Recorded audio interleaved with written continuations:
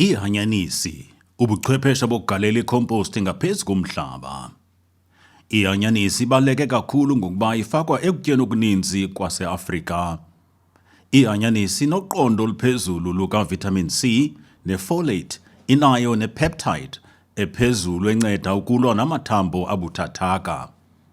Ihanyanisi ikhula ngcono kumaqondo phakathi kwe-12 lobushushu ukuya kuma-25, yaye ikholwa kakhulu ngamaqondo aphantsi kunamaqondo aphezulu obushushu. Ihanyanisi ithatha ixesha elide ukuze ivuthwe, ukusukela kwiinyanga ezine ukuya kwezisixhenxe. Ngoko ke kwisitiya sezondlo esincinane sekhaya zikhona izityalo ezinokuwusebenzisa ngcono lo mhlatyana ezifana netswele. Tyala ihanyanisi ekupheleni kwehlobo kude kube sentlakohlaza. Ukhumbule uba ifuna amanzi amaninzi ngeli xesha kusakhula imifuno yalo. Ngoko ke kwiindawo ezinemvula zehlobo ndawonye nobusika obomileyo, qiniseka ukuba unohlobo lokunkcenkceshela onokulisebenzisa. Ukuba utyala kumhlaba ongangentsimi, lungisa imiqolo emibini eqelelene ngama-20 cm khona ukuze kubekho nesithuba sokufikelela kule miqolo. Kwisitiya esincinane, yenza ibhanti yekhompost elinganiselwa kuma-45 cm, utyale kwimiqolo emithathu eqelelene ngama-20 cm khona ukuze usebenzise kakuhle umhlatyana wakho. Beka intambo yangasentla okanye intambo yomlinganiselo kuluthi lwesigxina kuma-75 cm apho umqolo uqala khona nakolunye uluthi apho uphela khona umqolo. Landelisa ngokumilisela izinti zethutyana kumgama olinganiselwa kuma-25 cm ezantsi kwezinti zesigxina, uze ke ufake enye intambo eza kumilisela ibhanti yekhompost egalelwa ngaphezu komhlaba. Qiniseka ukuba iintambo ziqinile yaye azikho goso, ngokubana uziphakamisa uziyeke zizehlele amatyeli ngamatyeli. Bhekelisa ingubo kaThixo uyise ngezantsi kwebhanti yekhompost yokutyalela elinganiselwa kuma-25 cm, uqiniseke ukuba awuyingcwabi ngaphantsi komhlaba ingubo. Ukuba ingcwabe ngaphantsi komhlaba ingubo ingekabi imvuthuluko evundileyo, inokubangela uba umhlaba ube nexesha lokuba ne-nitrogen ekwisimo esingalunganga eside sithobe imveliso kwizityalo.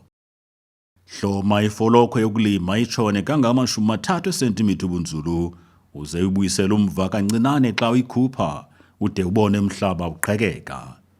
Susa kwalitye elikhoyo ulivayo ngefolokhwe, kodwa oko kungakwenzi uphakamise okanye uphethuphethule umhlaba, kufuneka uqhekeze nje.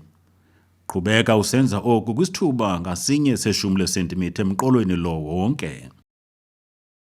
Xa ulungisa umhlaba onobumuncu kwibhanti yekhompost engama-25 cm ububanzi, sasaza isandla esigcweleyo sothuthu lwenkuni kumgama ngamnye olinganiselwa kwimitha enye, uqhubeke usenza njalo umqolo wonke.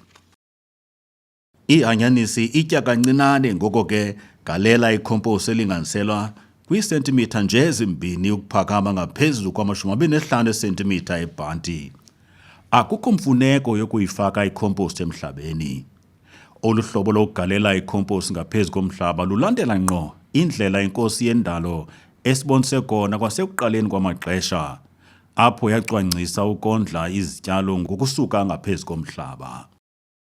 Vula umselo nobunzulu obulinganiselwa kwiisentimitha nje ezimbini kwela bhanti lekhompost elilinganiselwa kuma-25 cm ububanzi. Uphindaphinde oku kumqolo ngamnye ongezantsi oqelelene ngama-20 cm komnye. Tyala imbewu yehanyanisi kubunzulu obulinganiselwa kwi-2 sesentimitha, iqelelane imbewu ngeesentimitha nje ezi-5. Kubalulekile kakhulu ukuba imbewu yehanyanisi idibane nekhompost kakuhle, ngoko ke yogquma imbewu ngekhompost kancinci, emva koko wenze ikhompost ibambelele ngokuthi ubeke iplanga elibuphakama kwela bhanti uhambe phezu kwalo. Emva kokuntshula kwalo, uncothule elinye khona ukuze izityalo ziqelelane nge-10 cm. Sukuyombathisa ngengubo le mbewu ityalwe kwibhanti, linda ide intshule kube kungona wombathisayo ude uyokuma emazantsi esithole.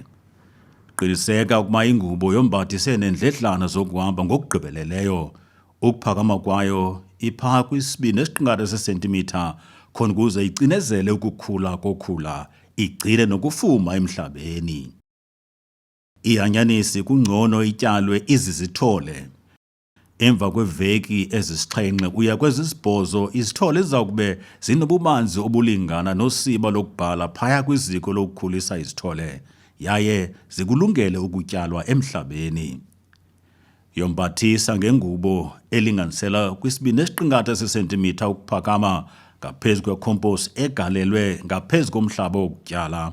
Usebenzise i-dibble stick enobunzulu obuphaliweyo uyijikelezise ngeli xesha uyigqithisa kule ngubo ude ufike kwibhanti yecompost. Wenze ubunzulu obufunekayo kwi10 lesentimitha lokuqelelana kwezityalo. Imiqolo yona iqelelane ngama-20 esentimitha.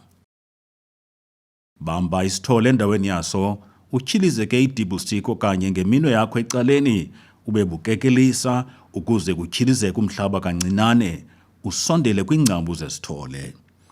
Ihanyanisi ithatha ixesha elide ukuvuthwa, iinyanga ezine ukuya kwezisixhenxe, yaye kufuneka yomiswe ngokwaneleyo phambi kokuba igcinwe.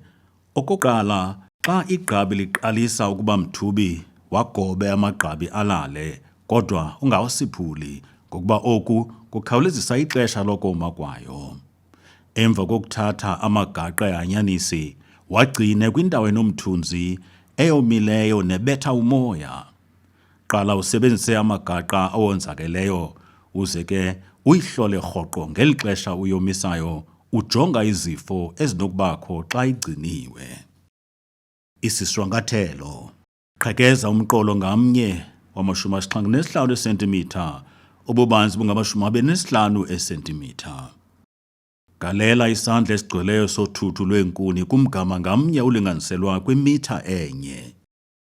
Galela icompost epha kwimitha iqikelelwa kwi2 ukuphakama ngaphezu kwebhanti elingama-25 esentimitha ububanzi.